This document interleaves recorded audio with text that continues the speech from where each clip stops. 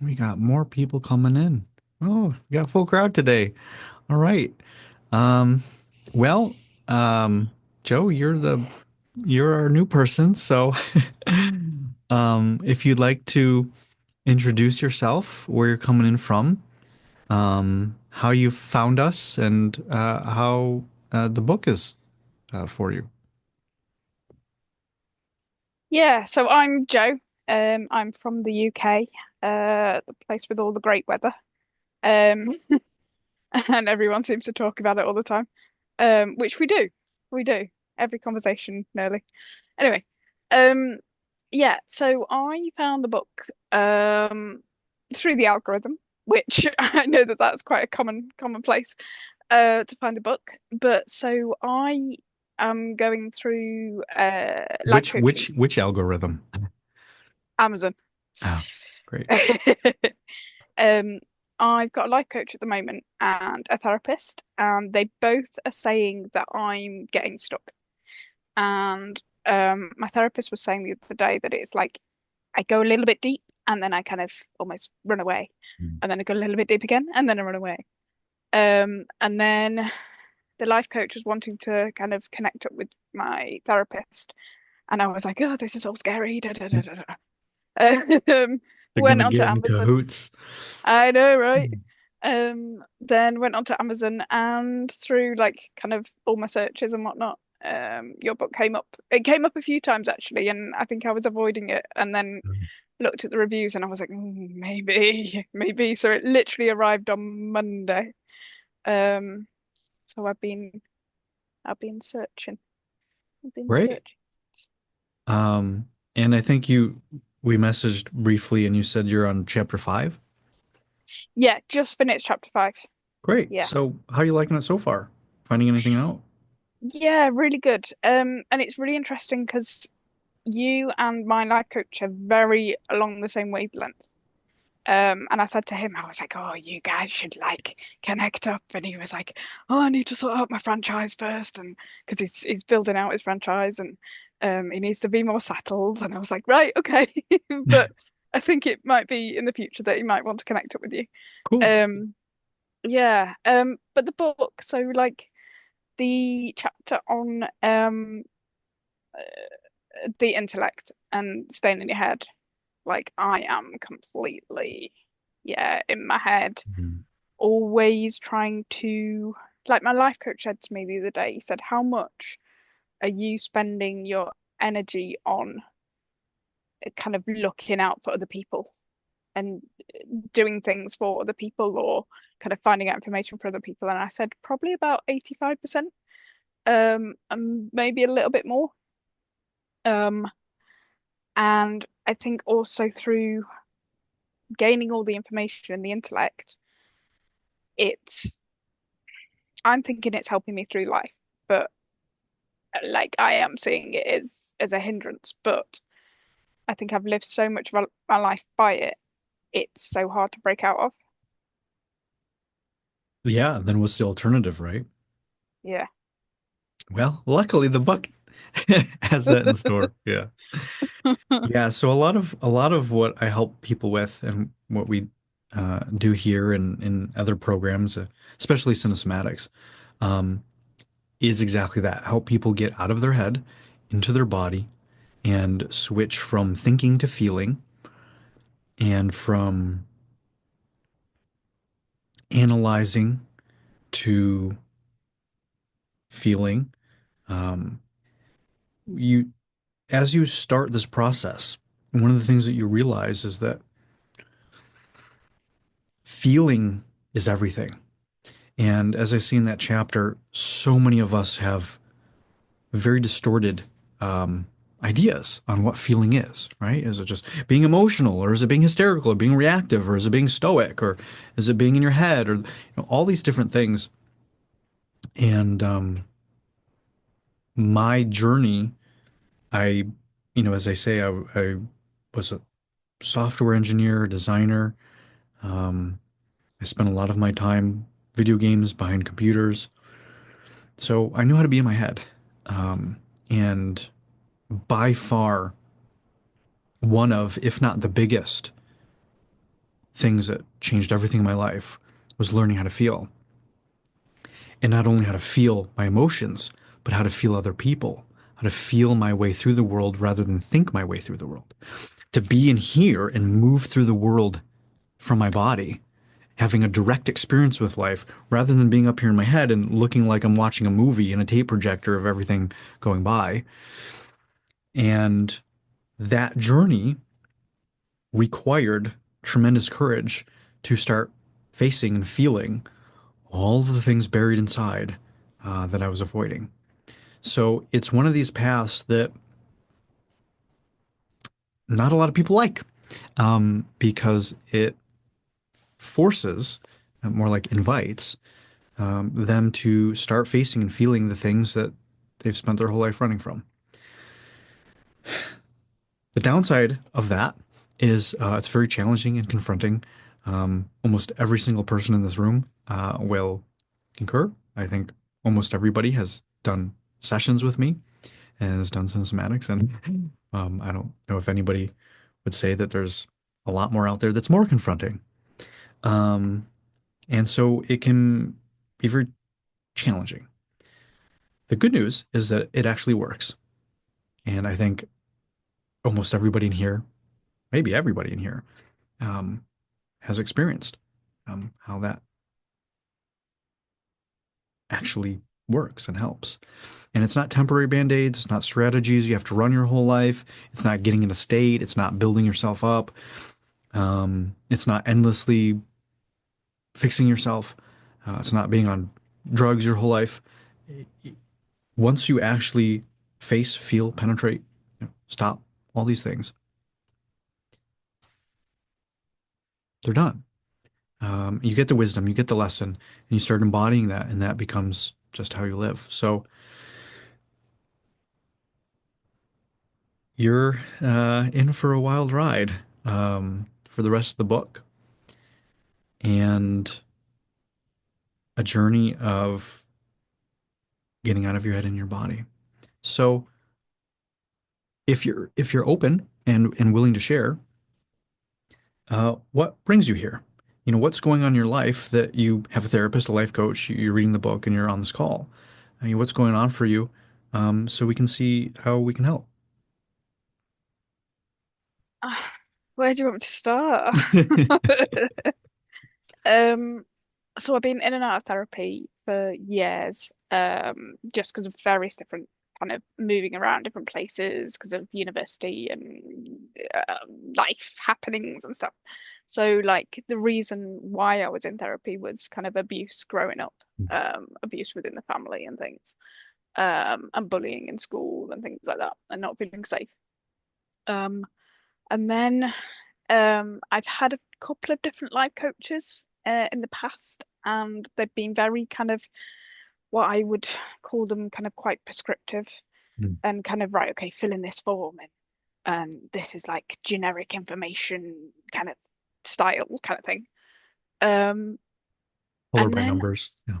yeah, then recently I found out that I'm most likely I'm ADHD. So I was on like Facebook forums and things to do with that. And this life coach was advertising his stuff on there. And so you kind of booked a call on with him and kind of started to get involved with her stuff. And he's very much into like shadow work and things like that. Um, and kind of went down that kind of route. Yeah, but just like the pattern of getting stuck is like even I went to a residential program when I was really struggling with stuff back in 2015. And that was a pattern there that I thought I was doing the process, but I think I was just kind of doing the process in my head kind of Mm. thing. Um, and like, yeah, it's just this pattern of getting so far and getting stuck. And I'm just like, why? Stop getting stuck. There must be something out there that I can get through the stuckness. Yeah. And I know that like maybe W- it might be because it's like painful and it's Yeah. like my my kind of my defenses and things like that. But even when my therapist said that I'm going so far and then I'm running away, I'm not aware in myself that I'm like, do Mm. you know what I mean? Like it's Yeah. very kind of subconscious and default and not Yeah. realizing it. What do you keep getting stuck on? What's the stuck points? Maybe you don't even Emotions, probably, emotions. Yeah. feeling, Yeah. going to like that deeper level. Yeah. I'll stay very much on the kind of the periphery. Um, yeah. It's so cool because I can see all of this in you here. Um, uh, Really? In yeah. what I'm Oh, saying? oh yeah. I'm seeing all sorts of stuff. Yeah. Did you take a look at any of the cinematic stuff? Are you aware of? No, No. it's Okay. just your book. Just the That's book. all that I know Okay. about it All and the right. five Great. Wow. chapters I read. You are more brave than you realize. Yeah. Like, Yeah. does it go different to like shadow work? Like, does it veer off in Oh, another direction? oh, we go deeper than anyone goes. Yeah. Yeah. This is on these calls, right? These are free calls where we talk about the book and ask questions and answers. So there's not much like therapy and work here.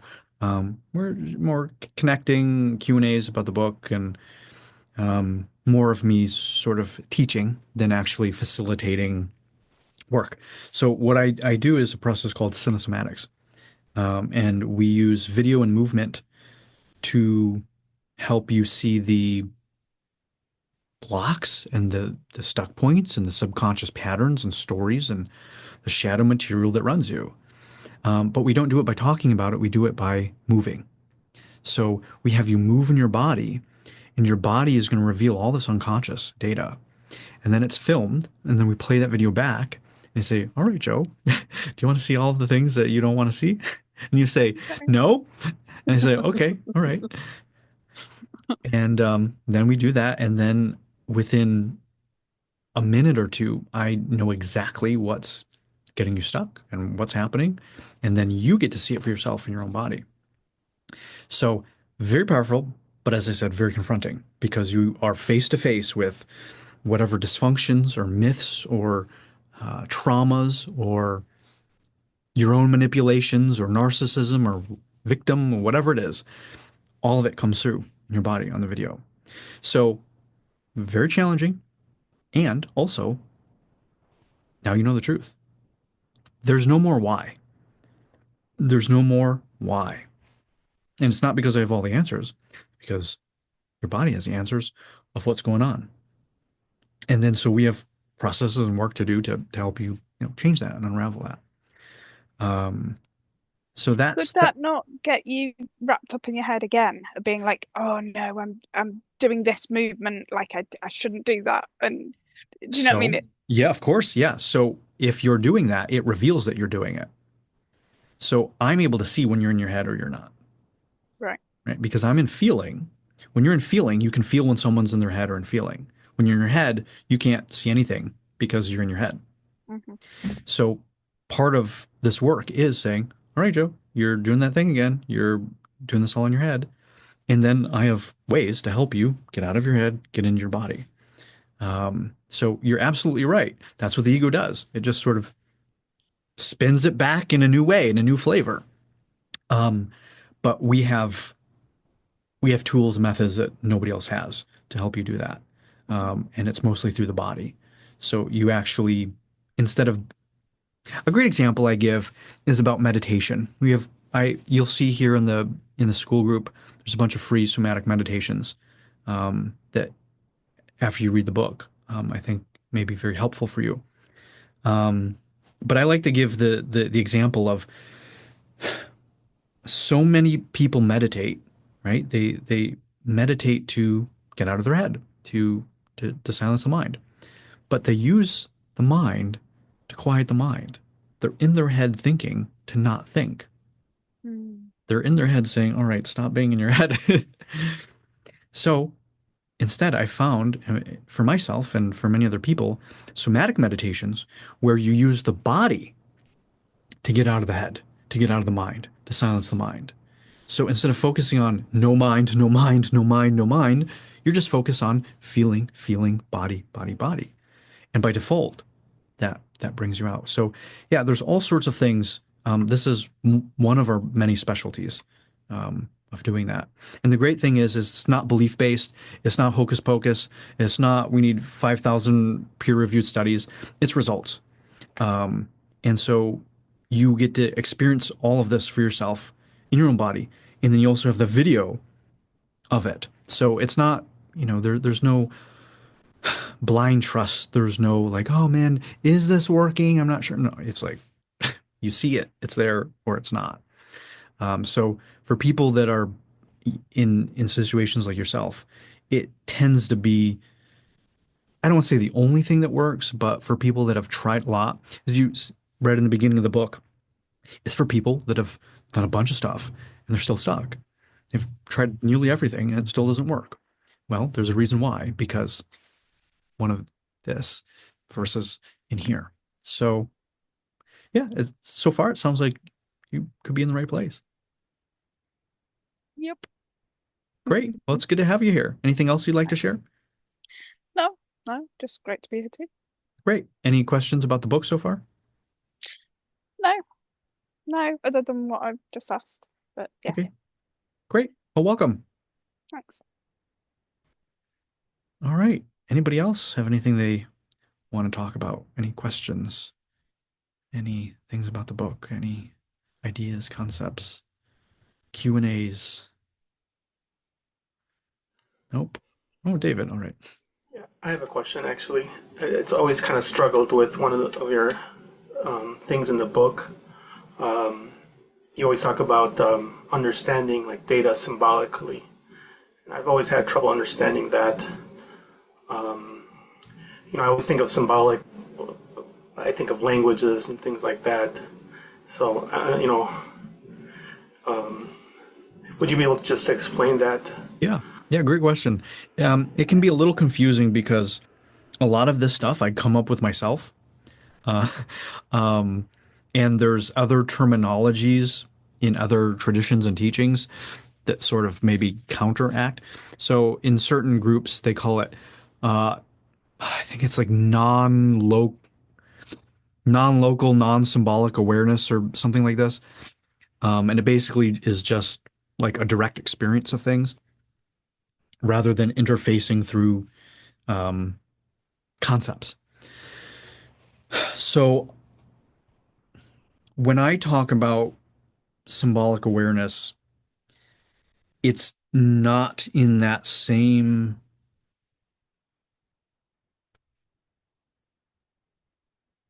understanding. Like it's not that same topic. Um, so what I mean by that is that this work is about having a direct experience of things. When I talk about symbolic awareness, that's not the concept I'm talking about. When I'm talking about that, I mean dealing, accessing things through symbolism, through mythology, through archetypes, through actual pictures and symbols.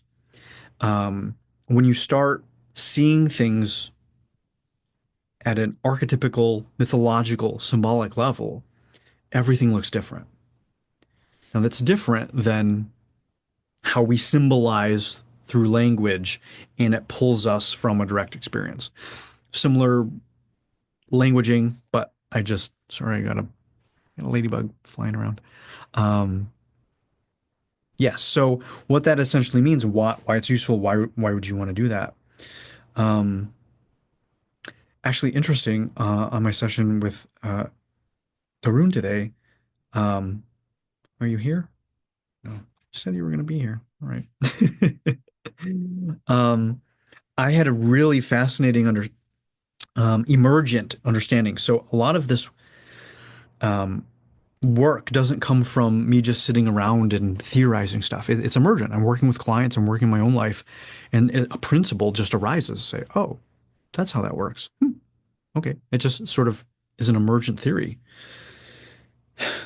And one of the things that I was realizing and how I facilitate this work, sort of making a note in the future when I'm training facilitators, is that oftentimes doctors and coaches and people are looking at the disease, they're looking at the problem, and they're assigning a label. They say, okay, well, this is schizophrenia, or this is anxiety, or this is bipolar, or this is this, whatever. And then they there's this weird sort of fitting into a box thing. Either they try to fit the person into the box, or they fit the disease into the box, or there's this labeling and categorizing, and it's just kind of this boxing in feeling. Okay, so what do I do? What I realized, one of the things that I do is when I'm working with somebody, I'm listening to you, or I'm watching you, or I'm present with you, feeling you. I can feel and tune into, you could call it energy, the mythology, the story, the feeling, the archetype, that's running, that's going on. All right. So if I'm feeling into somebody and I'm feeling martyrdom, then immediately I have this pattern recognition. I immediately say, all right, well, symbolically, archetypically, what does the martyr feel like? And what are the behaviors? And what must have happened in their life? What can we assume would lead somebody to do that sort of thing? Safety, all right? All of these things. And so then I say, all right, this person, there's this energy, there's this, I don't say it's not possession, but there's a embodiment of this mythological energy, this force, whether it's psychological or emotional, spiritual, whatever it is. And then I feel that, I match it, and then I can go, oh, so did A, B, C, D, E, F, G, H, I, J, K, L, M, N, O, P happen in your life? And it's like, oh my God, how did you know all of those things? Well, it's because that energy of martyrdom or whatever it is, that archetype has rules, right? There's things that make that work. And so when I can feel what myth is running, or somebody has a myth, right? They're just, let's say, being a victim. All right, well, there's a whole set of qualities that go with somebody who is really embodying this victim mentality. And so I can make very accurate, sweeping sort of generalizations and assumptions. They're not all correct, but I can make enough of those to be able to tune in, right? So instead of just saying, I don't know what's going on, and you're just have no idea, this really says, okay, well, most likely there was a trauma behind this. Most likely this kind of abuse. Okay, most likely this, this, and this. And so that allows me to just cut out 99% of other possibilities, focus on that 1%, dive into that, say, okay, all right, well, it's not that first guess. Okay, well, if it's not that, how about this? And then I just intuitively just go boom, boom, boom, boom, boom, all based off of that archetypical energy, of that story, of that archetype. And so that was just fascinating because it's a similar but very different approach. There's no boxing in. It's not looking at the as a disease that needs to be cured. It's looking at it as in what's the symbolic, mythological, archetypical structure of what I'm feeling here, and what must be attached to that. And then that's our basis starting point. And then from there, it's just very, very quick pattern recognition. So being able to work in this symbolic realm of the shadow, of lucid shamanism, of dreams, of symbols, of archetypes, of myths, it's a it is almost in some think more real place than all of this stuff.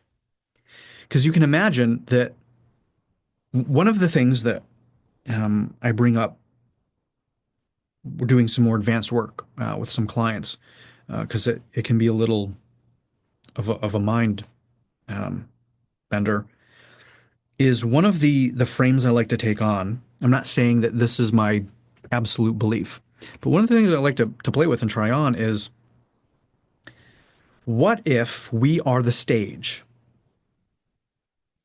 and the archetypes and the mythologies are actually the main things. Those are the actors. So what I mean by this is we see the story in the mythology of martyr, of hero, of villain, of mother, of father, of right, all of these things. No matter what we look like, no matter what age, no matter what time period, no matter what culture, these things play out through all of us billions and billions of times. Some many times through one person, some a few times through many people. Joseph Campbell has the phrase "the hero with a thousand faces," and he's the one who sort of came up with the hero's journey. And so that was sort of an impetus of seeing it this way. Um, but really being like, all right, well, what if the the archetype of hero or the archetype of mother or victim, what if that was the main event? What if those are actual consciousness and they are looking for open stages? A creepier way to say it is willing hosts. If you want to talk in like being possessed sort of language, I don't see it that way, but it's just another sort of way you can color it. Are you open to playing this rollout or this role playing through you or this myth, this archetype going through you? So I like I like to play with that because it's like, okay, I'm a stage, I'm a vessel. I'm I'm something that these consciousness, these archetypes, these mythologies play through me. And then they play through others. And then they play through us with each other. Oh, okay. All right. Well, how is that useful? Well, on one level, you stop taking all of this personally. You realize it's not about you. Someone's going to be a martyr somewhere. Someone's going to be a killer. Someone's going to be a lover. Someone's going to be a king. Someone's going to be a pauper. Someone's going to be a thief. Someone's going to be a doctor. Someone's going to be a victim. Someone's going to be a perpetrator. These things want to play through humanity, right? The collective unconsciousness of humanity holds these archetypes. The same stories get passed down, right? The same mythologies get passed down through generations. You hear the same themes and symbols and patterns through all cultures and times. What if that's the thing and it's playing through all of us? Okay, well, it just sort of takes all of the pressure off. Okay, it's not a disease. I'm not ill. There's nothing wrong with me. I'm not helpless to this. It's just, oh, there's something here. Okay. So that sort of allows you to just kind of take a step back and say, oh, this stuff is just playing through me. Okay, well, next step, make it more helpful. All right. Why am I a willing stage for this? Why am I a willing host? Why is this playing through me? I come from healing in a spiritual frame that this stuff is here to teach us. And I don't just believe that. I mean, I've experienced it with every client in every session that when they feel something, they get something from it. It teaches them. They learn something from penetrating and feeling these things. So, a safe theory, I suppose, I can't necessarily prove a lot of this. It's just a framework, is that it's gonna live through you until you learn what it's there to teach you or somebody else. There's a lot of people that I will call, I'll call it one way to call it is the holy villain or the sacred villain, right? The snake in the garden. How come Adam and Eve were expelled, but not the snake? Interesting, right? There are people that have played very important roles in the evolution of humanity that have done horrific things. And of course, they should be held accountable to those horrific things. This is in no way excusing anybody for anything. And every single one of us is here to heal something somehow for some reason. We've done something villainous to another, or another has done something villainous to us. That's part of it. We watch movies, we read books. If there's no conflict, if if it's all good guys, everything's positive, everything's wonderful, nothing bad happens, it's pretty boring, isn't it? So it tells us within the nature of consciousness, conflict and learning and everything, the entire gamut, is part of it. Now, now a little sidebar, just extra credit here. I don't know who I was playing with. If it was one of you guys, you can chime in. I forget. Um, in more of a mystery school sort of vibes going into, well, what if humanity, as we are now, has its set of symbols, of mythologies, of lessons, right? There's something inherent in all humans that we're talking about symbolically. It's in all of us. And I wonder, is it in mice? Is it in other animals? What about other humanoids? Is it in apes? Okay, all right. What if at one point of our evolution, perhaps we evolved out of a symbol, an archetype, a mythology, that humanity learned that lesson and it no longer needed to do it? Like imagine we, let's say, evolve past judgment or war or violence or peace. Maybe somewhere in evolution it says peace is useless. I don't think so. This is just a thought experiment. And then I start thinking, all right, well, what if there's aliens? What if there's other things out there that have a completely different mythological thing? There is no hero's journey. There is no Father, Son, Holy Spirit. There is no man and woman, yin and yang. What if they don't have yin and yang? I don't know. I don't think so. They might, but they might be in another dimension because it seems that our dimension of reality has these things built into it. So there might be another dimension of reality or parallel universe or whatever that has a whole completely different set of these archetypes and myths and laws of consciousness. So these are some of the fun things. I eat cereal and watch cartoons and think about these things. How is this relevant? How is this helpful? Because if you can try on this frame, it takes away so much of the taking it personal and making meaning suffering that we do. Oh, this is not about me. This is a human experience. Okay. Well, how do I relate to this human experience? We go into the relationship. Are you avoiding it, fighting it, judging it, hating it, wanting to be over, only want this? Right? What is your relationship with this? And then go into that. And as you develop and move through that relationship with that symbol, right? Okay, we went on a wild journey here talking about aliens and evolution and myths and stories. Back to David, right? Your original question about symbolism. If you're able to access data from that symbolic place, you're going to be plugged into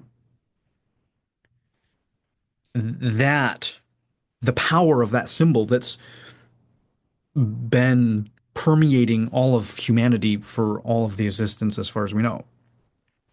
So you you are able to look at this symbolically rather than a literal cup, right? Cup. We got two cups here, right? You call this a mug, call this a glass. Cups, right? Okay. We can understand symbolically what's going on with these cups. Right? You guys have some ideas, right? A cup container, it holds things, right? There's a shape to it. These sorts of things. Right? Then you go in a little deeper. Symbolically, what do they represent? Okay, well, traditionally, the cup, the chalice, is feminine. It's yin, right? But you can also go in deeper because the structure of it is yang, and what it contains is the yin. But as an overall symbol, it's more feminine, right? It's an opening. It receives. Whereas a pen, right? More phallic, masculine, straight, penetrative. It goes in, right? You guys know this thing that's going on. So you start looking at these things and relating to them symbolically. When you can do that, you open up access to all of those resources.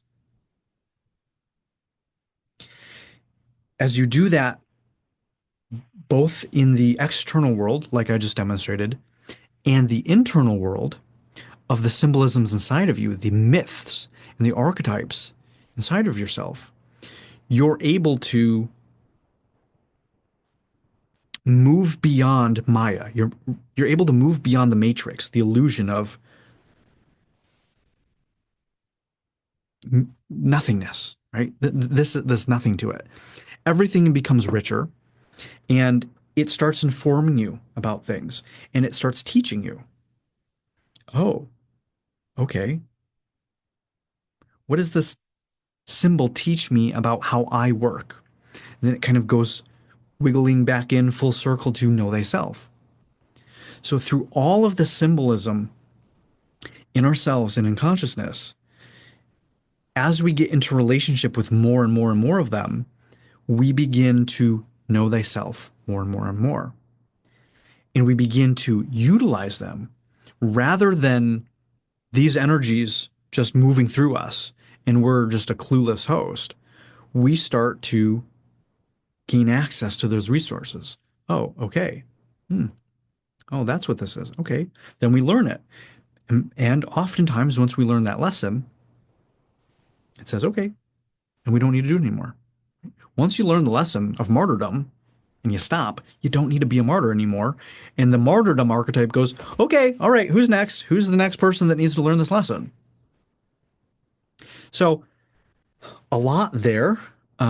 That's why it's not all in the book. Most of that's not explained in the book because there's lots of stuff going on. It's a lot deeper in the surface. When we start doing more of the energetic work and we move into the somatic archetypes, that's what we're doing. When we're doing all these somatic archetypes, we're dealing symbolically.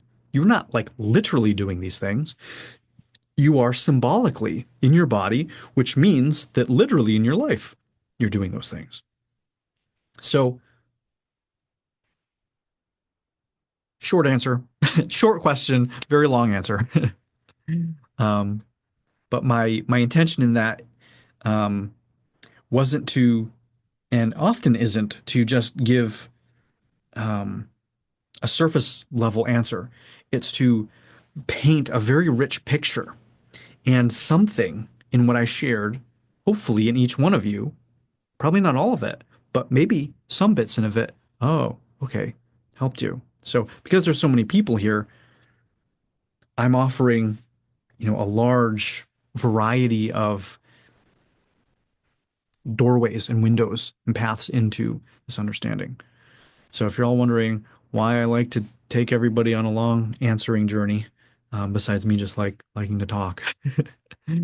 Um, that's one of the reasons. So, was any of that helpful, David? No. Okay. Very, very helpful. Good. It's just the term I struggled with mostly, but I like the fact that you went into detail. Okay. Yeah, I completely over answered that question. All right. But did anybody get any interesting value out of that? Was any of that interesting to anybody? Yeah. Okay. Good. So that's how you take a simple answer for one person and make it a long answer for everybody.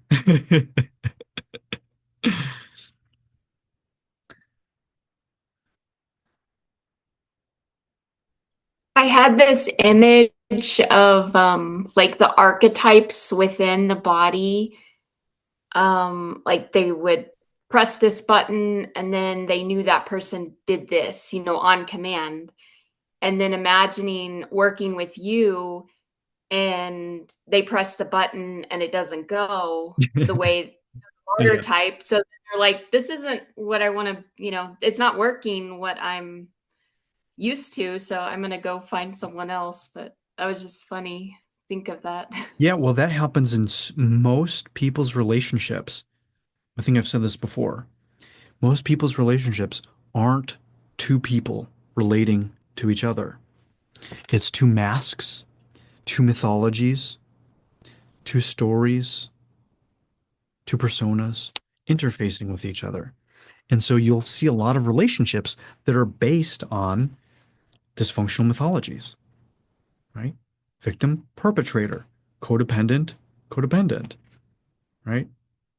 Anxious, avoidant, um, uh, mommy issues, daddy issues, right? All of these things, when these myths and dysfunctions are not resolved and they're not healed in the body, in the psychology of the person, they're looking for their match. And so, what we're doing in this work is to drop all that, to stop all of that, to subtract all of that, to heal those things. So, you don't have hooks and stickers and wounds and weapons that are looking and searching for other people's reciprocal. That you can heal that and you can start matching with people as people and relating to each other as each other rather than the stories and the myths relating to each other. So you often see, oh, well, my relationship is just like my parents' relationship. Okay, when you look at this symbolically, it's not just, oh, you learn some behaviors and you're copying your dad and, oh, well, it's genetic and all this bullshit. You look at it symbolically and you'll see it's the same thing. It's the same story, the same myth, the same archetypes get passed down. So the thing that's living through all of that are the dysfunctions, are the mythologies. Okay, oppressive man and scared woman, or gold digger wife and pathetic husband, whatever, just stereotype dynamics. Okay, well, you're going to see that passed down generation, either the same or the opposite, right? Because that's how things run us. We either do the same or we do the opposite most of the time, 99% of the time. And you just get to see that play out until somebody says no, until somebody stops, until for some reason that breaks. And then there's no longer that running through them. And so what happens? It stops. So that lineage of trauma or that lineage of these mythologies live on. They move through. We start doing some really weird stuff, and we actually have work with people at the epigenetic level. Their genes actually, their epigenes start changing because these things get passed on. It's scientific, you can look up the research where trauma is passed down through the genes, through the genetics. And they see those trauma markers from the Great Depression and all these sorts of things. So genetically, the stuff is getting passed down, but also mythologically, it gets passed down. Another way to see it is belief systems, right? You live in a family, your parents think this, you think that, and you keep thinking it. All right, let's go deeper, not just religions, but how do you relate to money? How do you relate to men and women? How do you relate to life? How do you relate to death? How do you relate to emotion? If you have a shut off, neglectful, disconnected, dissociated parent, that gets passed down to the children. So that stuff all gets passed down until all of you here make a new choice and say, um, I'm ready to learn that lesson and move on. Um, thank you very much for ruining my life and what you had to teach me. Um, I'm ready to be done with it. Great. And then you move through the next layer. And then eventually you're you it's not like you end up not having archetypes or any of this symbolic energy moving you because you're human. The only time it would stop is if you stop being human. But um and this is what I say. Everything serves, even what doesn't. There's no good or bad, right or wrong. All of this stuff serves. All of it has a purpose. And if you're here at this advanced work, you're probably starting to say, you know what? I'm done with the poverty story. I like the abundance story. I'm done with the suffering. I would like the joy and peace. I'm done with the anger and resentment. I want compassion. And if we kind of try on if we try on that thing that I mentioned a bit ago of these are things that want to play through us, great. It's going to go find someone else. There's going to be plenty of martyrs. There's going to be plenty of poor people. There's going to be plenty of victims. There's going to be plenty of people to take up the crown of whatever myths and stories that you're ready to give up. You know, because some people come and say, "Well, what happens if everybody's rich? What happens if everybody wanted the same?" You know, people come in with this kind of thing. It's like, listen, ain't gonna happen. There's plenty of people that want to experience everything in life, and at certain points of our consciousness, we want to experience this, and sometimes in that. Now, there are things that work and things that don't work. What we stand for in this work, what I offer, are things like truth, beauty, love, peace, joy, pleasure, abundance, intimacy, because I found those work. Not because I aspire to some lofty vision, but because I've experienced and witnessed that in every single instance, when done truly, all of those things result in a better life for the person doing them, and oftentimes people around them. Okay, well, that must tell us that there is some order to the universe.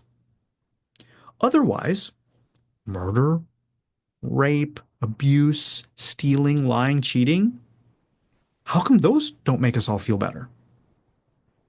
How come all of those don't create a more cohesive, functional society? Because fundamentally, the nature of the universe says that those things don't work. How does it say it? By the fucking results in the world. You just do it. You just try it. How does life work when you tell the truth, when you show up, when you love? And how does life work when you cheat, steal, and all that stuff? It's very clear to anybody that's willing to see it. So, as people come into this work, these are the things that I offer, and not everybody wants them. There are a lot of people that don't want to give up their suffering. There's a lot of people that don't want to see the truth. Lots of people, right? Et cetera, et cetera, et cetera, that are unwilling to be vulnerable in order to have the intimacy. And that's okay. It's just not what we're doing here. There's plenty of other people. There's plenty of other modalities. There are plenty of support groups. There's plenty of gangs. There are plenty of other places where if people want to stand for dishonesty, manipulation, narcissism, abuse, they can go and make friends. Great. Wonderful. All good. But here, these are the things that we stand for because I find that leads to a better life. And if you don't want to have a better life, this is probably not the place. So, what does that have to do with the archetypes? Well, in this work, what we're aiming for is a more functional and healed life. So this work essentially offers three paths: healing, higher functionality, and a sort of third mystical path for those that want to have a direct experience of whatever their spirituality is. So it's not just enough to heal and say, all right, I'm done with this archetype of poverty. It's not enough just to do that, to say, all right, I'm done with this story of poverty. All right, let that go. Let that generational trauma go from my family. Okay, great. Doesn't necessarily now tell you how to make money. So we have the functionality aspect, becoming highly functional. It's not high achieving, it's highly functional. Being able to feel, being able to create value, valuing yourself, being of service, these are very functional things. They work better than being lazy, being selfish, all these sorts of things. And if you aren't in a relationship with them, if you don't have access to those resources, if you don't know what that looks like, it's going to be really hard to do it. So what we also do is take a look symbolically.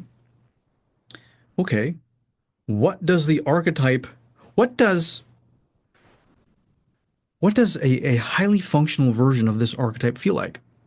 Well, it requires somebody or anybody to have a reference point enough to be able to navigate something. So I have not embodied the archetype of a billionaire.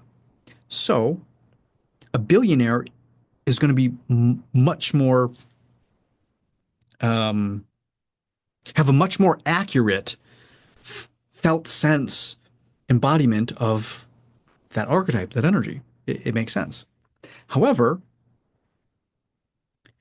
you can feel close enough at a certain point as you sort of go up. Let's say it's love, right? If you've never experienced love and you've only been abused, it may be hard for you to feel into what a highly functional embodied archetype of a lover might be. Well, somewhere, somebody out there has to have a sense of what that might be like, or enough people to have enough of a sense to start to triangulate on that and what that might feel like. And so that's what we do here. So let's say you don't know what that is. Well, as we've done other exercises, we start feeling into it. It's not a heady analysis. You start feeling into it. Say, okay, all right. Does that feel like love? No. Okay. How about this? Well, that's certainly better. I'm not sure if I would do that to express love, but it's probably better than this. Okay. What about this? Okay, well, my heart. Okay. Right. I don't know. Is it beating? Do I have a heart? What's in there? Hey. Okay, maybe that's a little more. Maybe there's something more loving about that. Okay. What about a hug? Okay, maybe. What about saying something nice? Nah, maybe not. So what we're doing is we're tuning in to the essence of this archetype and then saying, all right, where am I in relationship to that?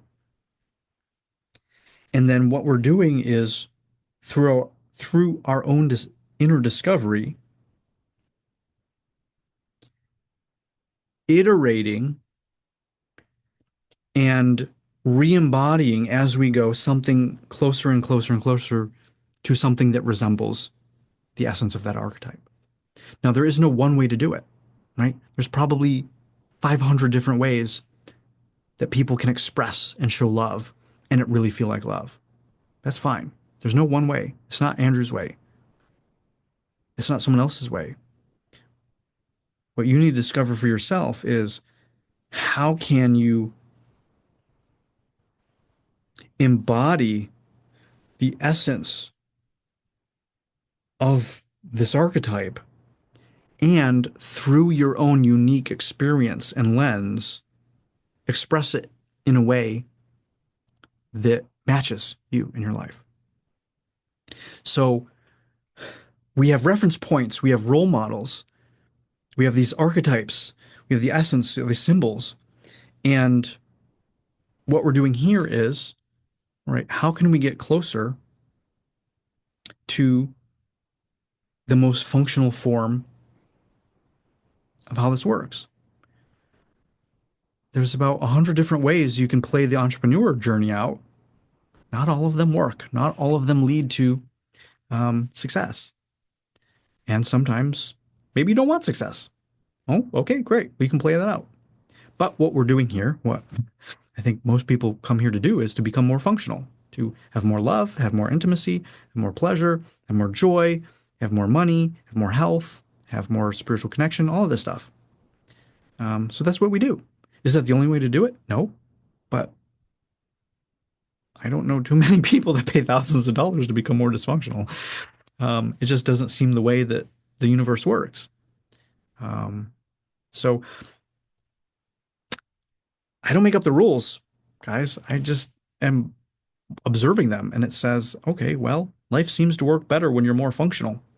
Okay, sounds good to me. So I don't know if you're going to find some hidden theory somewhere.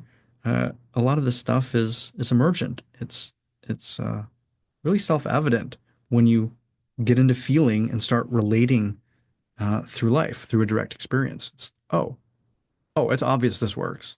Oh, it's obvious this doesn't work. But that journey to get to the obviousness might be long and riddled with filters, distortions, traumas, et cetera, et cetera, et cetera. So having some understanding of the essence of a symbol, of an archetype, allows us to compare that with our projection and our understanding of it and adopt something that is much more useful. And so when we do symbolism work with actual pictures, let's say the tarot or ancient imagery and ancient art, that's one of the things that does. It says, oh, here's an image that represents this archetype and the resources. And it's a very functional, powerful, pure symbol, image of this. Okay. Well, if I'm looking at this pure symbol and I presuppose, I agree, I assume that what this represents is all good and true. If I start feeling bad, if I start feeling fear, if I start judging it, if I start doing any sort of weird, wacky stuff inside as I look at it, that must tell me that it's something in me that's off. And so getting a bit into more of the mystery school stuff here, but you can start to see the power of that. That if we weren't taught or given these reference points and how these things are supposed to work, where are we supposed to get them? Well, one way is to actually work with these ancient symbols that are designed to work on your subconscious. They're designed to trigger, they're designed to activate that within you based off of, millions of years of humanity and how these symbols have happened. Right? You can go through any time in history and everybody's going to know this is a cup. Now you can also play the opposite game and say, all right, pretend you don't know what this is. What could it be? That's a different game. But it's a game that you can play if you want because it allows you to move beyond the pre-programmed symbols and see if you can feel and look at something that's beyond that. But when we work with symbols like that, it it's very helpful to give us an image, to give us a symbol of what something that is highly functional can look like. So that's a little understanding for those of you who have been interested in the symbolism work. That's how it's really powerful. You can also apply this through the somatic archetypes. So at some point, as we do this work for years, we're going to have a database essentially of the archetypes, and we're going to have the ones, all right, this is what doesn't work and this is what works. So at some point, you can say, all right, I'm really struggling with money. All right.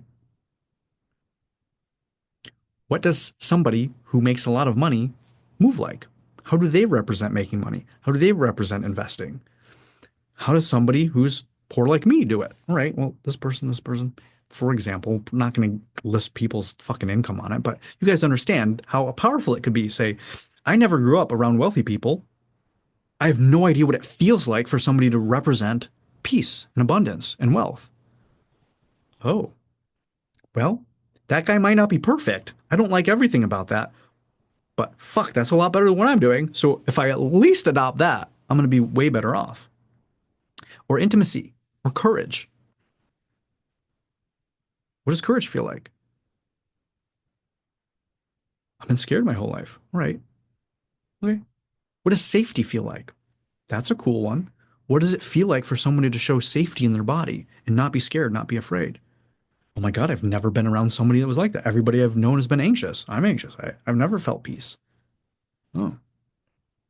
So that's another possibility to work with these archetypes, these myths, these symbols, and how powerful and useful they can be.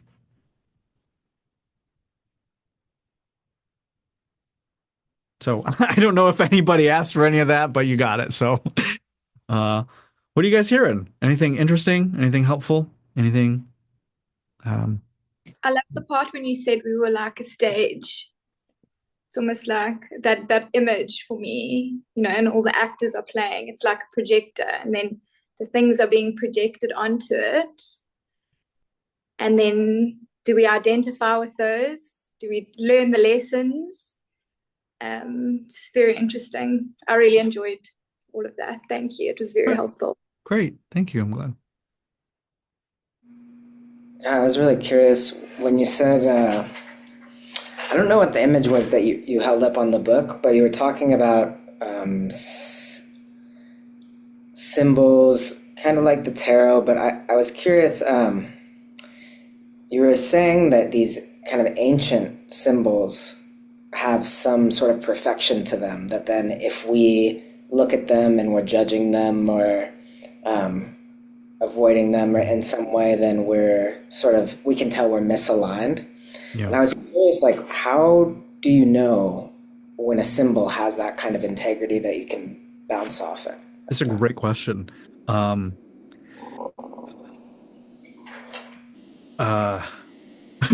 Trust is probably one of them. Who do you trust? Which symbols do you trust?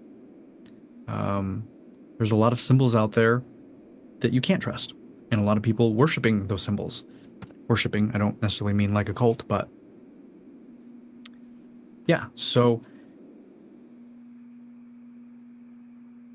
trust.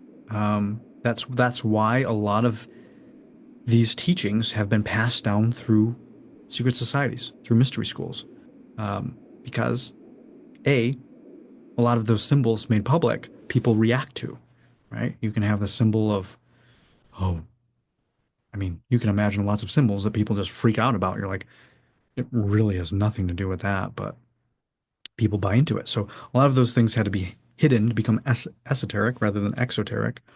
It's a really good question. That's one of the best answers that I have is,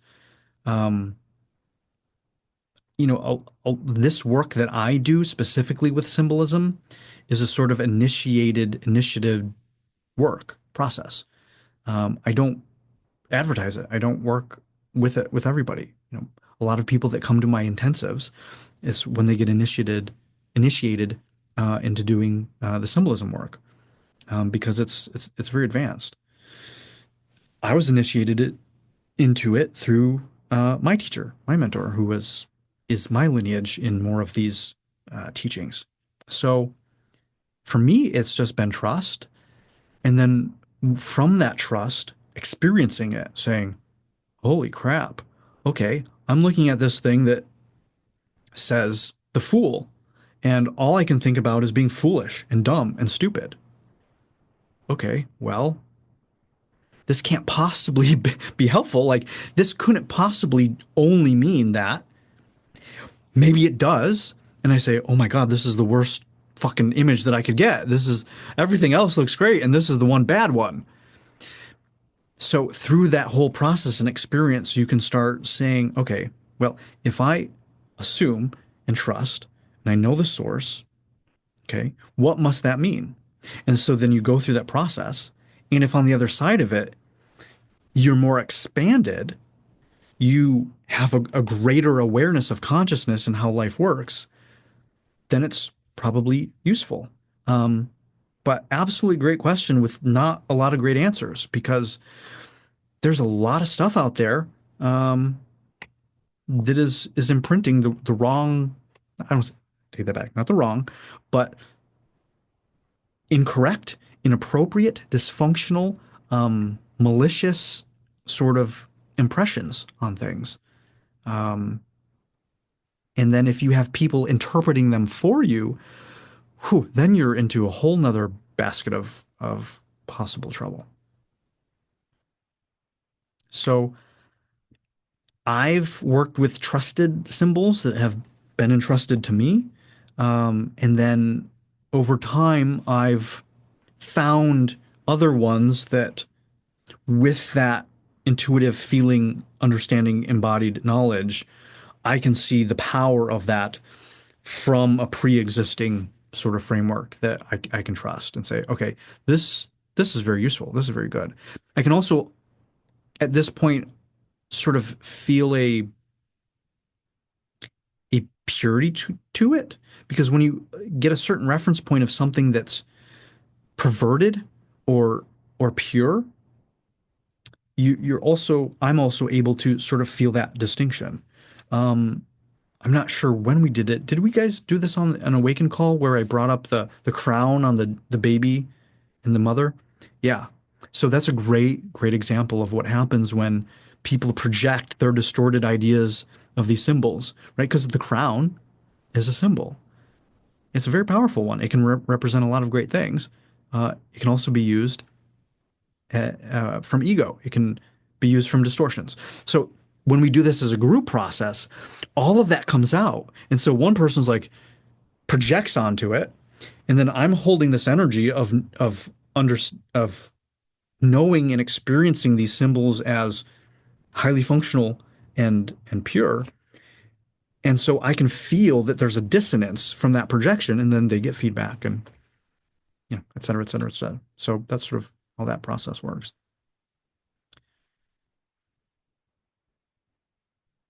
So trust, a little bit of intuition.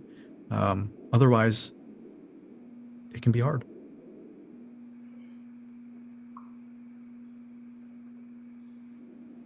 I suppose there's also an element of you seeing the results of aligning yourself to the symbols, isn't it? In the sense that the symbols have been passed down, you've trusted them, but it's been verified by the outcome of your life. Yeah, and everybody else who's used them effectively as well. If you're no, because the symbols tend to be fairly universal, so I'm very hard pressed to imagine that there's a lot of new symbols. There are some, right? Maybe if you think on a very, very small practical scale, like emojis or like industrial symbols, right? Like nuclear, symbols invented, whatever, 80 years ago, whenever it is. So those are now sort of in our collective understanding. Um, but it's not like understanding your relationship with a nuclear or, plus medical sign is going to make your life better or tap you into secrets of the universe. So these tend to be timeless things, ageless symbols.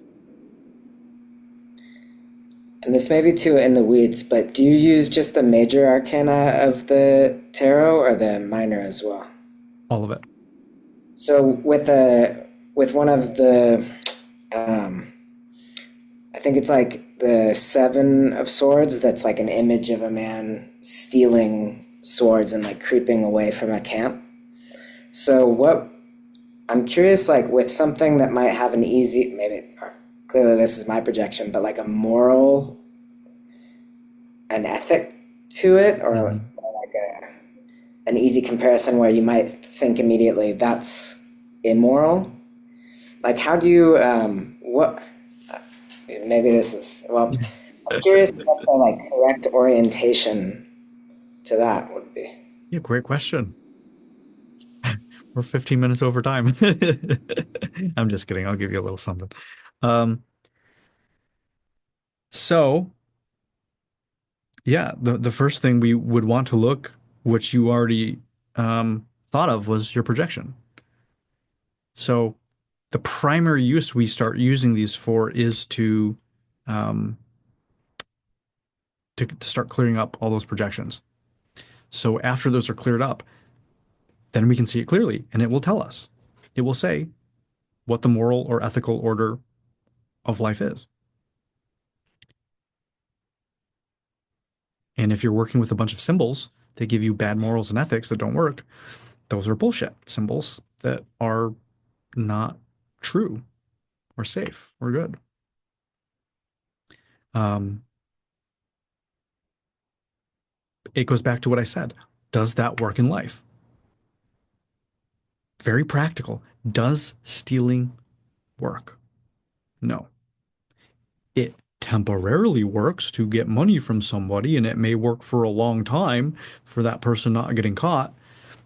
But when I say work, I mean truly in everything, right? So, but at the same time, maybe that's not even what that card represents. Maybe that symbol doesn't even represent it. And your fear of being a bad person and doing wrong might be all in that. So it's very, very, very layered. I mean, I actually probably got too deep into this topic because it's very advanced. So I hope at least that gives you some little tidbit. But I'm glad everybody's all interested. We'll do some work if you guys want it. Anybody have any other thoughts or questions?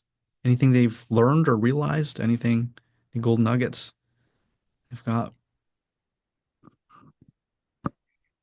Yeah, I remember maybe a month or two ago we were talking about the Ouroboros, and um, that symbol's changed for me.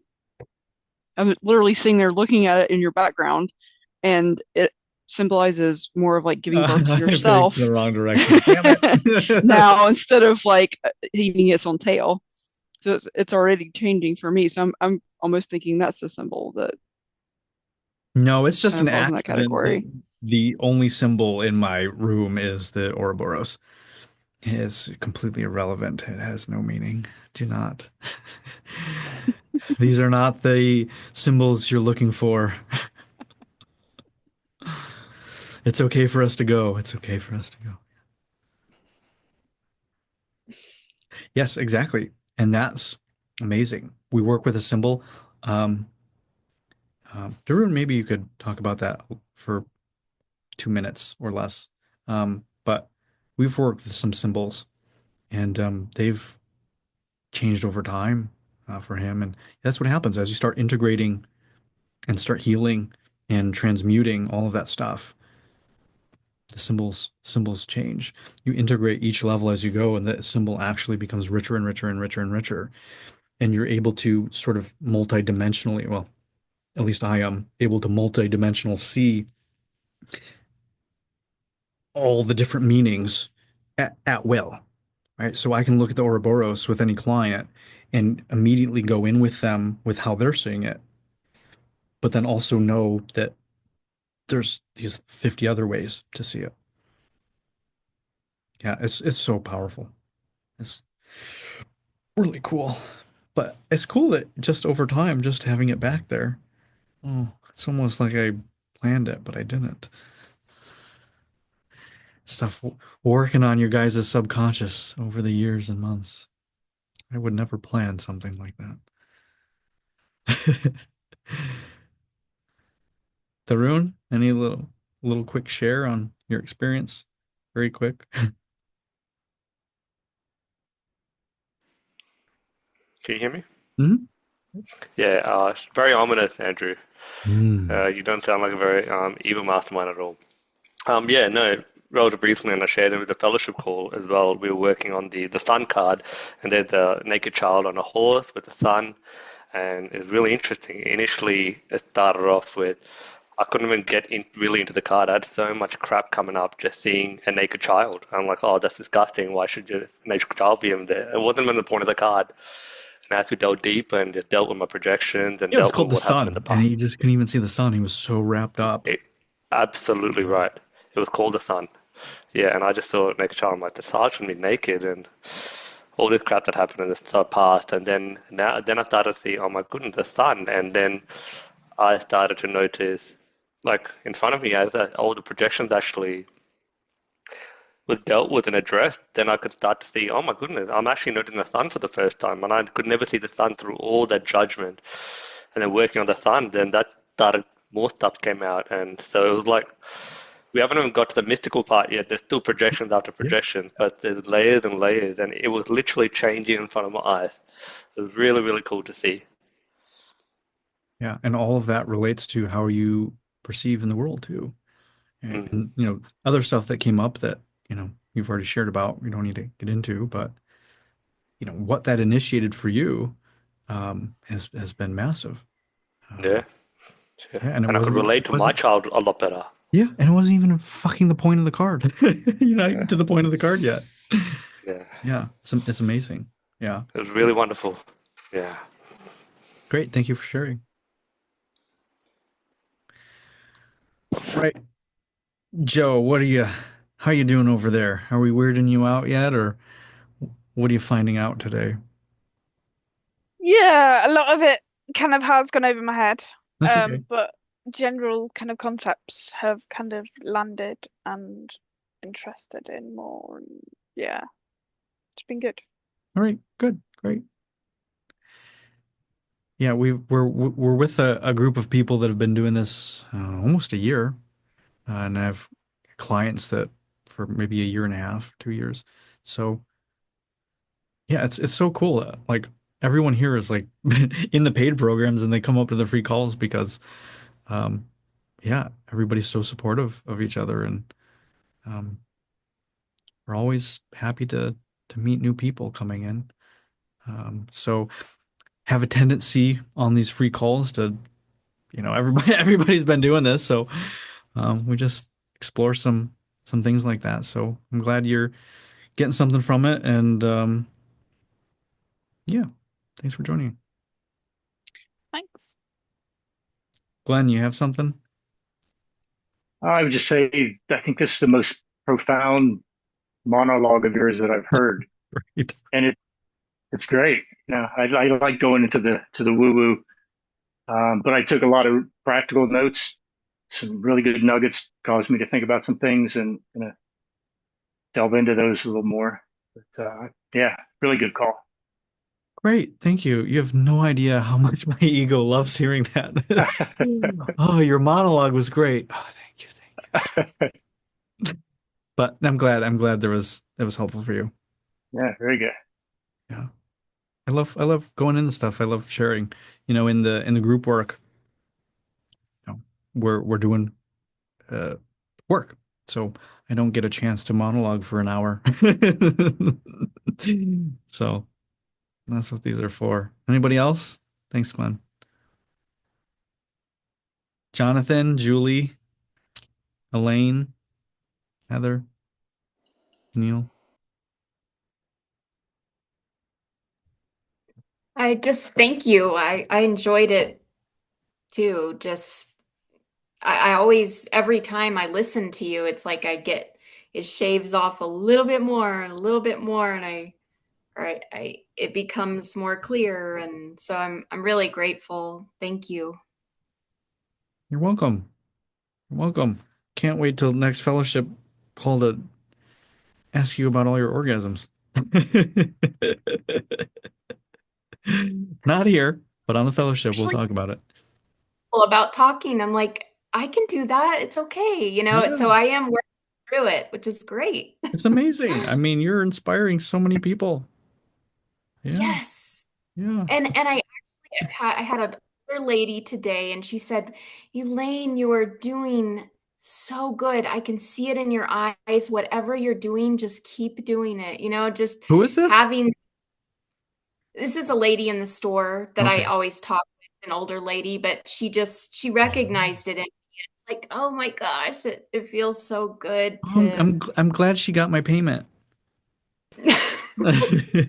Did you tell her you were just having more orgasms? And that's why you're oh, doing so much better? I didn't think about that. Dude, not quite there yet. In due time, when she writes her book, yes. Yeah.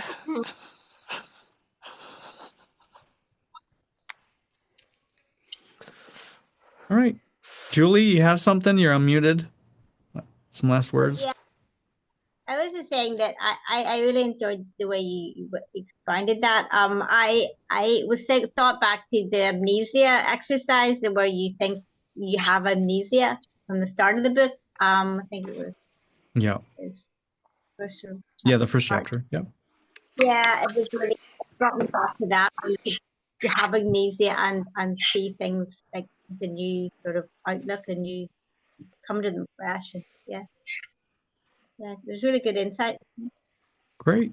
Good. Yeah, that's a great exercise. Really hard for people to do. You know, it's not even with the true self. It's so funny. You're like, oh yeah, yeah, my true self. It's everything I aspire to be. No, it's not what it is. It's so much more. And so, ironically, by forgetting everything that you think you are, you're actually closer to who you really are.